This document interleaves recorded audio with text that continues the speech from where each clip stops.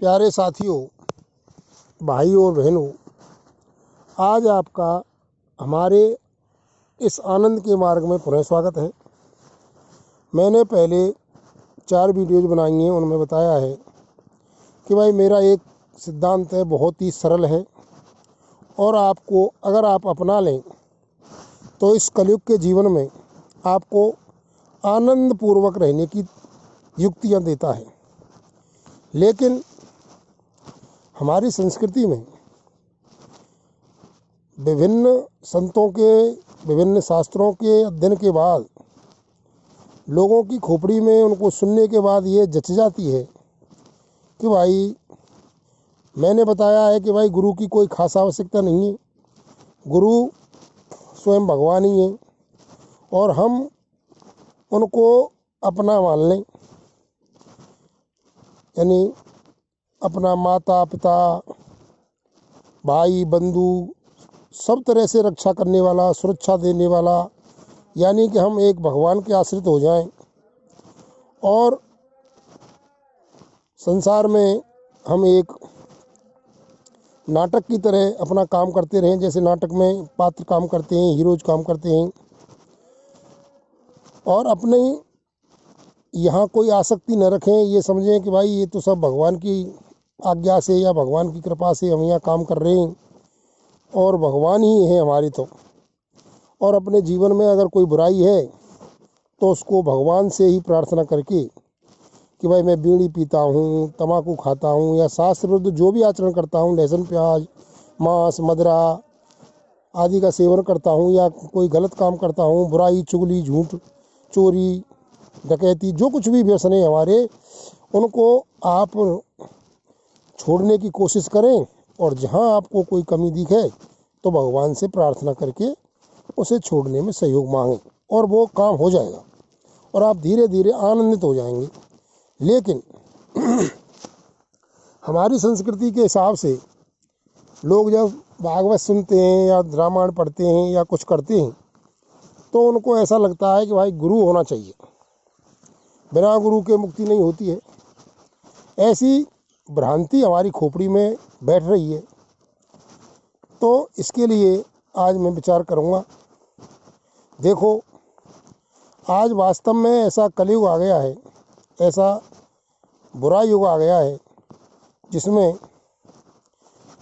जो बेरोजगार चालाक होते हैं, थोड़ा इधर उधर से शास्त्र का ज्ञान तो सभी जगह है, आज यूट्यूब पर भी आप देख लीजिए या फिर शास्त्र पढ़ लीजिए, कहीं भी ज्ञान हो जाता है और फिर वो गुरु बनने की आड़ में आकर के और लोगों की श्रद्धा के साथ खिलवाड़ करते हैं और उनका दुरुपयोग करते हैं, उनकी श्रद्धा का, और उससे उनको कोई लाभ होता नहीं है। जो गुरु बने हैं उनको हानि होती है।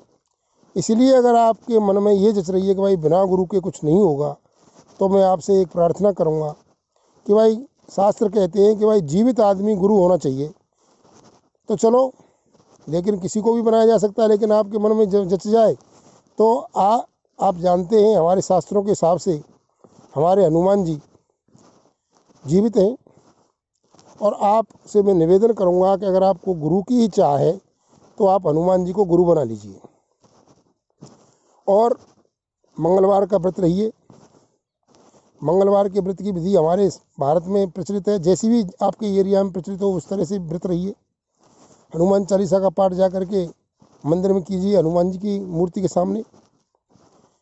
और बाकी के जो मेरे सिद्धांत हैं उनको आप पालन करें, भगवान से प्रार्थना करें। आप हनुमान जी को गुरु मानते हुए, और आज के युग में, विशेषकर इस युग में, कलयुग के युग में, मैंने पहले ही बता दिया था कि भाई यज्ञ होना बहुत ही असंभव काम है। यज्ञों में मंत्रों का उच्चारण होता है और यहाँ तक कि जप भी, मंत्र जप भी बहुत कठिन है। इसके बारे में अगर आप जप विधि को अगर देखेंगे तो जप के लिए कोई गुरु मंत्र, आप जानते हो गुरु मंत्र ले लिया आपने, लेकिन उसकी विधियाँ हैं, अंगन्यास है, करन्यास है और साप मुक्ति है और विशेष दिशा है, विशेष आसन है, विशेष माला है, तो बैठने के विशेष प्रकार हैं और मंत्र के उच्चारण की विधि भी बड़ी स्पष्ट होनी चाहिए। कहाँ ह्रस्व उच्चारण है, कहाँ प्लुत उच्चारण है, कहाँ क्या है, और इनमें हम में त्रुटि होने की संभावना ज़्यादा है। इसलिए कलयुग के लिए विशेषतः कलिसंतरण उपनिषद ही बनाया गया है, जिसमें ब्रह्मा जी और नारद जी का संवाद है। और मैं तो यही कहूँगा कि कलयुग के लिए केवल एक ही मंत्र है और वो है महामंत्र।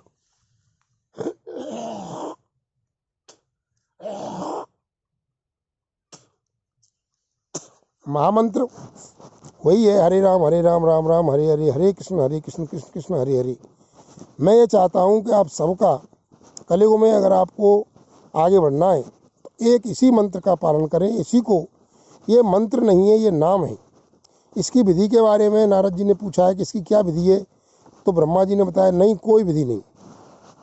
अगर आप और दूसरा मंत्र कोई पढ़ते हैं, जपते हैं, तो उसके लिए सारी विधियाँ जो मैंने बता रहा, आसन होना चाहिए, दिशा होनी चाहिए, माला होनी चाहिए, अन्यास होनी चाहिए, अंगन्यास है, करन्यास है, और सांप मुक्ति है, और पता नहीं क्या क्या है। और ये बहुत ही अच्छे विद्वान के द्वारा ज्ञात होनी चाहिए। और फिर भी हम पर गलती होने की संभावनाएं बहुत ज़्यादा है, क्योंकि हम कहाँ करें, क्या करें, कैसे करें, हम तो जानते भी नहीं हैं। अरे एक प्राचीन काल में एक उदाहरण आपने देखा होगा कि त्वष्टा नाम के ऋषि ने इंद्र को मारने के लिए, पुत्र पैदा करने के लिए यज्ञ किया था, और उन्होंने उसमें थोड़ा सा उन पर उच्चारण में फेरबदल हो गया, तो इंद्र को मारने वाला न होकर के वो इंद्र से मरने वाला पैदा हो गया। तो बताओ, ऐसे ऋषि के द्वारा भी गलतियां हो सकती हैं, तो हम और आप क्या मंत्रों का जाप करेंगे। इसलिए मैं आप सबसे प्रार्थना करता हूँ, जैसा भगवान ने बताया है कि भाई कलयुग में सिर्फ एक नाम ही आधार है, और उसके लिए फिर बाद में कलिसंतरण उपनिषद में ब्रह्मा जी ने बता दिया है कि भाई कलयुग के लिए केवल एक ही मंत्र है, वो महामंत्र कहलाता है। वो है हरे राम राम राम हरे हरे, हरे कृष्ण कृष्ण कृष्ण हरे हरे। ये भगवान के नामों का जाप है, कलयुग के लिए यही है। इसलिए मैं ये प्रार्थना करूँगा आज से कि भाई अगर मेरे सिद्धांत आपको सीधे सीधे हजम नहीं होते हैं, क्योंकि हम ये जानते हैं, मानते हैं कि भाई बिना मेहनत के कोई चीज़ प्राप्त नहीं होती। भगवान को भी ऐसे ही समझते हैं कि भाई हम भगवान तो मेहनत से ही प्राप्त होंगे। तो चलो, आपको अगर जच रहा है मेहनत से ही प्राप्त होंगे तो मेहनत करो, हनुमान जी को गुरु मान लो। और कलयुग का ये मंत्र है, चाहे आप हरे कृष्ण से चालू करो, चाहे हरे राम से चालू करो, ये आपकी रुचि है। क्योंकि मंत्रों में फर्क पड़ता है, आगे कोई भी आगे पीछे अक्षर नहीं होंगे, वर्ण नहीं होंगे, मात्राएं नहीं होंगी, लेकिन नाम लेने में आप इनको कैसे भी जप सकते हैं।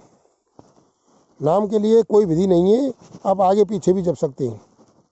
हरे राम भी पहले कह सकते हैं, हरे कृष्ण भी कह सकते हैं, खाली कृष्ण कृष्ण भी जप सकते हैं। लेकिन इसके हिसाब से जो उन्होंने सोच समझ करके कलिसंतरण उपनिषद में बताया है कि हरे राम राम राम हरे हरे, हरे कृष्ण कृष्ण कृष्ण हरे हरे, इस मंत्र को मंत्र मत मानो, इसको मानो कि भगवान को पाने के लिए नामों का उच्चारण है। और आप इसे खाते पीते, उनमें से कहा है कि इसकी कोई विधि नहीं है, और न कोई शुचि अशुचि कैसा भी हो, पवित्र हो अथवा पवित्र अवस्था में हो, आप इसका लगातार 24 घंटे जप कर सकते हैं। इसलिए कलयुग के लिए अगर आप मेहनत ही करनी है, एक ही मंत्र है, ये है हरे राम राम राम हरे हरे, हरे कृष्ण कृष्ण कृष्ण हरे हरे। अथवा कुछ संप्रदाय इसको इस तरह से भी जपती हैं, हरे कृष्ण कृष्ण कृष्ण हरे हरे, हरे राम राम राम हरे हरे। और अगर इस मंत्र का आप जाप करें, और हनुमान जी को अगर गुरु की आपको इच्छा है तो गुरु बनाएं, और उसी धारणा पर बने रहें कि अपनी आसक्ति भगवान में, अपने सहायक, अपने स्वामी, अपनी सहायता करने वाले, यानी कि अपना जो आश्रय ढूंढना है वो भगवान में ढूंढना है। भगवान ही मेरे हैं। और बार बार मैं उसे क्या कहूँ, एक मंत्र है अपना, त्वमेव माता च पिता त्वमेव बंधु सखा त्वमेव विद्या द्रविणम त्वमेव सर्वम मम देव। ये मंत्र है, इसको खोपड़ी में बैठाएं कि मेरे तो मीरा जी की तरह कह दें, मेरा तो गिरधर गोपाल दूसरों ना है कोई, मेरा भगवान ही है। और भगवान को हम सब माने, माता है तो, पिता है तो, पति है तो, पत्नी है तो, पुत्र है तो, धन है तो, परिवार है तो, जो कुछ भी है वो भगवान है। और किसी की भी इच्छा हो तो भगवान से ही प्रार्थना करो। और जहाँ तक हो सके इच्छाओं को समाप्त करने की भी भगवान से प्रार्थना करो। किसी भी गलत काम की इच्छा है तो उसे समाप्त करवाओ, और सारी इच्छाओं को धीरे धीरे छोड़ते हुए आप सिर्फ भगवान से ही प्रेम करो। और भगवान ही है। मैंने आप आनंद के मार्ग भाग 2 में बता दिया था कि भगवान के अगर वास्तव में आपको दर्शन होते हैं तो आपकी सारी इच्छाएं खत्म हो जाती हैं। तो भगवान के दर्शनों के लिए प्रार्थना करो। और दर्शन नहीं होते हैं तो आनंद जो भी प्राप्त होगा आपको, वो आनंद भगवान का ही रूप है। यही मैंने पहले बता दिया था। तो आज मैं यही विशेष बता रहा हूँ कि भाई आप गुरु के ऐसे चक्कर में मत पड़ो। गुरु हनुमान जी को मान लो। वैसे तो बंदे कृष्णम बंदे जगत गुरु होते हैं, लेकिन अगर आपको कहें कि भाई उन्होंने तो अपना श्री विग्रह यहाँ से लोपित कर लिया है, तो चलो, हनुमान जी ने तो नहीं किया है। हनुमान जी को आप गुरु मान लिए, और हनुमान जी वास्तव में ही आपको बुद्धि को शुद्ध करेंगे, ऐसा मेरा अपना अनुभव है। हनुमान जी की 4-5 चौपाइयाँ और 2 आप विशेषकर गाते रहें। जय जय जय हनुमान गोसाई कृपा करो गुरुदेव की नाई, जय जय जय हनुमान गोसाई कृपा करो गुरुदेव की नाई। महावीर विक्रम बजरंगी कुमति निवार सुमति के संगी। और एक है बुद्धिहीन तन जान के सुमिरऊ पवन कुमार, बलबुद्धि विद्या देव मोह हरऊ कलेश विकार। तो इनको आप बार बार में बोल सकते हैं, अपने मन में विचार कर सकते हैं और कह सकते हैं कि हे भगवान हनुमान जी, आप मेरे गुरु की तरह मेरे लिए जय जय जय हनुमान गोसाई कृपा करो गुरुदेव की नाई। और भगवान श्री कृष्ण को जहाँ तक है आप, क्योंकि कलयुग का मामला है, कि कलयुग के स्टार्टिंग से पहले भगवान हमारे कृष्ण ही हुए हैं, इसलिए श्री कृष्ण भगवान को आप अपना आराध्य देव माने।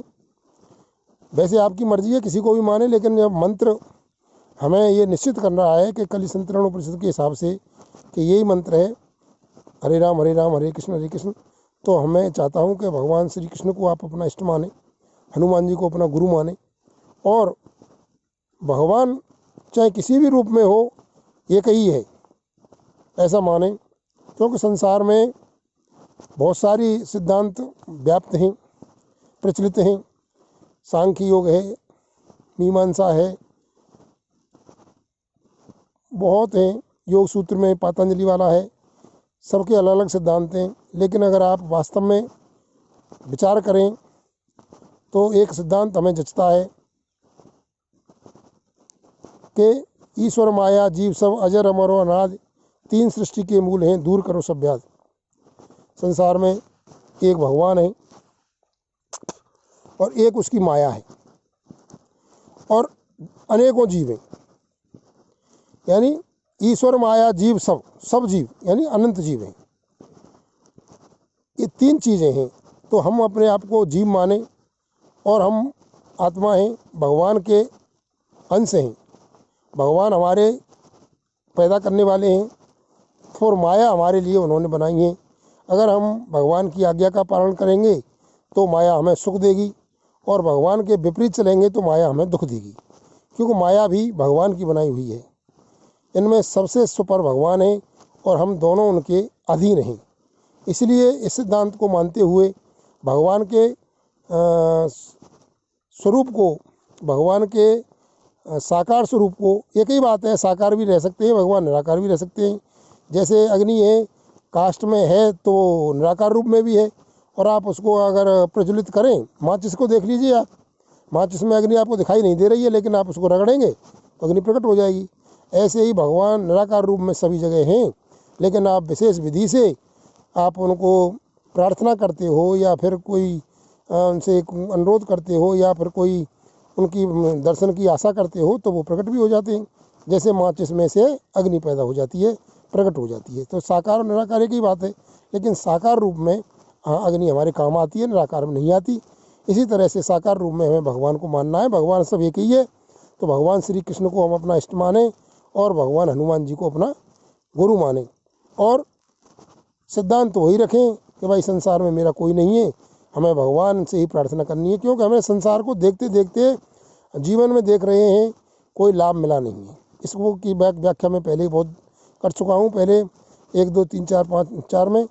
तो इसलिए मैं इतना ही कहना चाहूँगा, अगर आपको गुरु बनाने की इच्छा है, अगर आपको मंत्र ही जपने की इच्छा है, तो मंत्र जपना बड़ा कठिन है कलयुग में। इसलिए हमें वही मंत्र कली संतरण उपनिषद द्वारा जिसे महामंत्र कहा गया है उसी को हमें जपना है और आनंदित होना है। इन बातों पर आप अच्छी तरह से विचार करें और आनंदित हों, ऐसी मेरी आशा है। धन्यवाद। ओम बोलो।